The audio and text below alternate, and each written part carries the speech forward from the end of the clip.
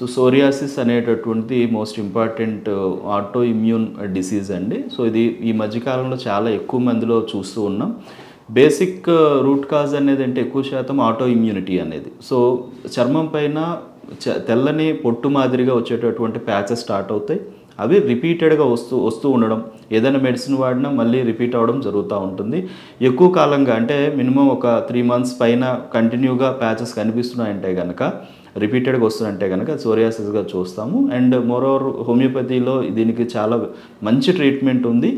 And అంటే మేము చూస్తున్న కేసులో కూడాను ఒక 13 years పాపకి సోరియాసిస్ అటాక్ అయింది. అది కంప్లీట్ టోటల్ మొత్తం చర్మం అంతా ఇన్వాల్వ్ అవ్వడము, చాలా ఇబ్బందికరమైన పరిస్థితిలో మన దగ్గరికి రావడం జరిగింది. ఫ్యామిలీ అంతా కూడా చాలా ఎమోషనల్గా చాలా బాధపడుతూ ఉన్నారు. సో వాళ్ళకి ఈ constitutional medicine homoeopathic point of view ఇవ్వడం తర్వాత వితిన్ 3 monthsలో ఆమెకి మొత్తం చర్మం అంతా నార్మలైజ్ అవ్వడం మొదలైంది. 6 monthsలో కంప్లీట్గా నార్మల్ అయింది. ఇంకా అక్కడి నుంచి ఏ సీజన్ మారుతున్నా కూడా ఆల్మోస్ట్ 2 yearsగా ఏ సీజన్ మారుతున్నా కూడా ఈ రిపిటేషన్స్ అనేది మాత్రం కంప్లీట్గా లేవు.